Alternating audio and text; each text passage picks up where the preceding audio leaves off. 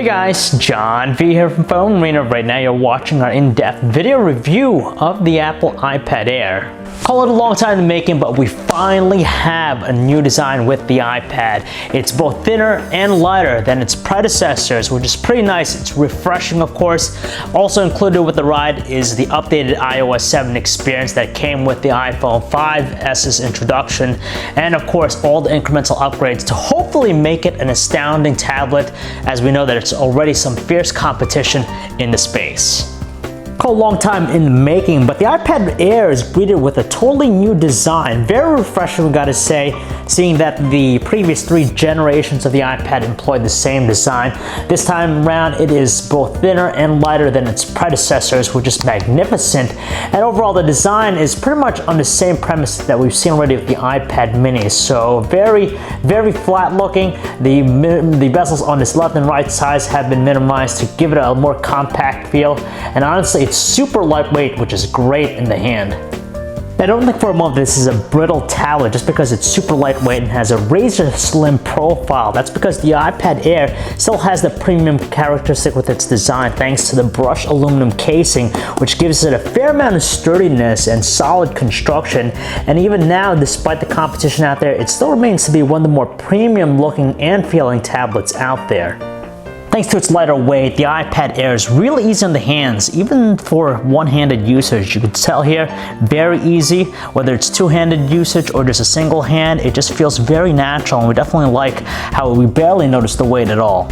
At the end of the day, we're ecstatic to see that the iPad Air gets a new design. It moves in the correct direction with any successive device. It's thinner and lighter than its predecessor, and to top it off, it still continues to be one premium looking thing.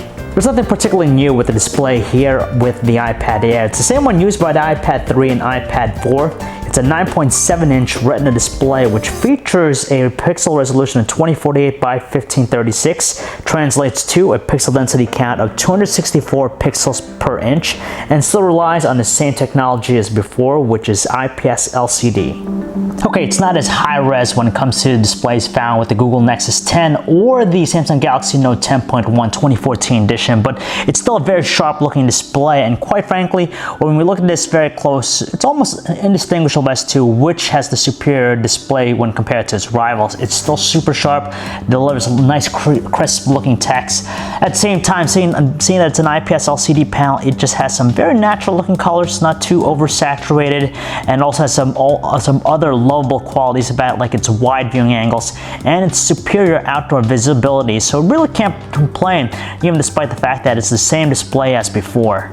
Honestly, we're not sad that the iPad Air doesn't get the same benefit as the iPhone 5S, which has that biometric fingerprint reader. So the home button is just like before. It's just used to get us back to the home screen. It's recessed, but still offers a great tactile response when pressed.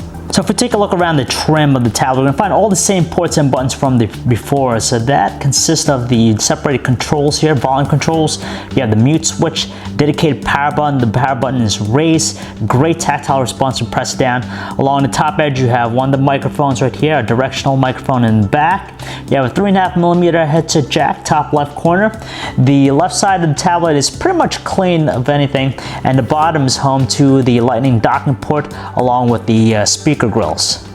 When it comes to cameras, the iPad Air is outfitted with a rear 5-megapixel autofocus camera, which features an f2.4 aperture lens, a backside illuminated sensor, and also 1080p video recording quality. On the front side, you have a 1.2 megapixel front-facing camera, which is enabled for high-definition video capture as well. It's worth mentioning that the iPad Air is available in the same capacities as before, which is a little bit of a bummer just because we've seen several tablets, jumping up in terms of storage options. So it's available in 16, 32, and 64 gigabyte capacities. They're sold at 500, 600, and 700 respectively. By now, we're kind of hoping to see 32 gigabytes as the minimum storage, but unfortunately, that's not the case here. So what we have here with the iPad Air is the iOS 7.0.3 experience. So if you have an iPad already, one of the previous generations ones, you're going to be very familiar with this. Nothing different about this versus the other iPads running the same software. It has just a nice refreshing look, which is great for a new iPad, but still adheres to the foundational properties of iOS, which is a very simplified UI, low learning curve, and on top of that, you could tell with the home screen here, it still employs that iconic grid style layout. We're not going to go into too much detail regarding the experience here with the iPad Air, just because it pretty much mimics the same thing we found already with the iPhone 5S. So for example, if we swipe down from the top, we have the notification center. If we swipe down from the bottom up with the finger, we gain access to the control center. We can adjust some of the connectivity features, the brightness, and even the volume, which is nice for a centralized location. And of course, iOS 7 just sees a really big redesign with the visual presentation. So you have a layer design, a lot of translucency in play with it. You could tell here how the icons in the background kind of go a little bit fuzzy. And of course, you have some animations in play too, which is pretty nice. However, there are some iPad-centric features with the experience. The same thing we saw before with previous versions of the software. So the first one here relies on the 5-finger swipe gesture. So basically, you could actually pinch like that with all 5 fingers to actually minimize an application. So instead of pressing the home button, you could do the same thing like this. And alternatively, you have also the swipe method. You can move it left or right to quickly move between several open applications instead of using it doing the usual way by pressing the home button twice. And on top of that, you could also do the swipe up to get into the Windows mode. So again, you could quickly jump into several different things. As a whole, the iOS 7 experience is also very refreshing, just like the redesign that we get here with the iPad Air. It works, it's simple, it's great, but at the same time, we'd like to see some additional features, let's say some additional gestures, just to differentiate the experience just a little bit from the iPhone experience. But aside from that, it's still rich with a healthy ecosystem of apps that are tablet optimized, not only from Apple, but even from some third-party options as well. Well, it's hardly a shocker. The iPad Air is just one speed demon, very quick and responsive with every operation we throw at it. It's powered by the same 64-bit Apple A7 processor that's in the iPhone 5S, but it is clocked higher at 1.4 gigahertz. It's coupled with 1 gigabyte RAM. So for basic operations like surfing the web, pinch gestures, watching videos, it's more than great. Very minimal slowdown or lag. And even with more processor-intensive things like some 3D gaming, it really shows its worth. It is just super speedy, and again, it just goes to show the processing power of the tablet itself. Now, with the 64-bit based processor, it's only a matter of time until we see more and more things being optimized to take advantage of this processing power right now, and we'll see that more over the course of the months. But right now, even though there might not be as many options out there that are optimized, it still produces a fantastic performance. When it comes to typing on messages, the landscape option proves to be the best method just because it's super spacious and it kind of mimics the experience of a normal keyboard. It also has a great autocorrect feature. If you're going to stick with the portrait option, the best bet's to go with the split style keyboard just because there's less stretching required by our thumbs and we're able to easily compass its layout a lot better too. If we take a look at some of the core organizer apps with the iPad Air, they pretty much follow the same premise found with the iPhone experience, but instead they're more optimized, take advantage of the larger display. You also have Siri on board, of course. It's smarter than compared to last time, but still doesn't have quite the depth of functionality that you get out of the Google Now experience with Android. In addition to having the Wi-Fi only versions of the iPad Air, there's also a single model that has support for 14 LTE bands, so it's great that they have a single unit that's compatible to work with a variety of different wireless networks around the world. Now, the nice thing about the web browsing experience with Safari is that it's just top-notch, fantastic. There's nothing to complain about. Sharp display, super speedy performance, instant page rendering. It just has all the quality elements that we like about it. And on top of that, with the updated experience, it features some new functions. For example, if we swipe from the left bezel to the right, we could do a back function. And obviously, if we swipe from the right to the left, we could do a forward one. With the Photos app, it sees some updated visual changes with the experience. So it's categorized in a bunch of different ways by albums. You could do it by iCloud or even by location and years. So it's pretty nice just because with the location method, it shows you on map exactly where you shot those photos. It's also nice that there are some basic editing features on board with the application. So we could do things like cropping, rotating, do an auto enhancement. We could also apply filters, and that's directly from the Photos app itself. So we really appreciate that iOS 7 brings forth an updated music player. The visuals have changed, of course, but it's still lacking the spectacular visuals compared to some other music players out there. On board with the updated experience too is iTunes Radio, which is Apple's music streaming service similar to Pandora. Luckily though, the audio output with the iPad Air's dual speakers is pretty good. It produces some robust and punchy tones that don't really strain at the loudest volume setting.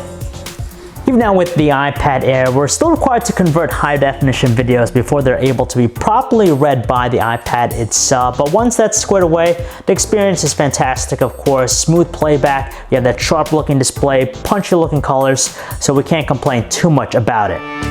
Regrettably, there's no love given to the camera app here with the iPad Air. It's still very barren and devoid of any shooting modes, and there are no manual controls whatsoever. You have the viewfinder that takes up the majority of the real estate, and we have a few options here to turn on HDR mode. We could switch between photo, video, and even a square mode, but doesn't get greeted to the same features found with the iPhone 5S.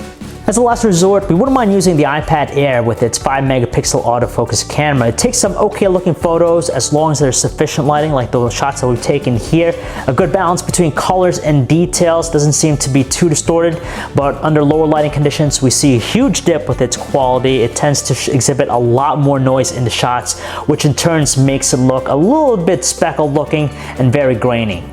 Likewise, we could say the same thing about its 1080p high-definition video recording quality. It's good enough as long as there's a lot of lighting present, but under lower lighting situations, we just see a ton of artifacting elements and even some noise that really diminish its quality, and its frame rate jumps from a normal 29 frames per second where there's ample lighting to a slower 24 frames per second, but still, it's okay enough to use.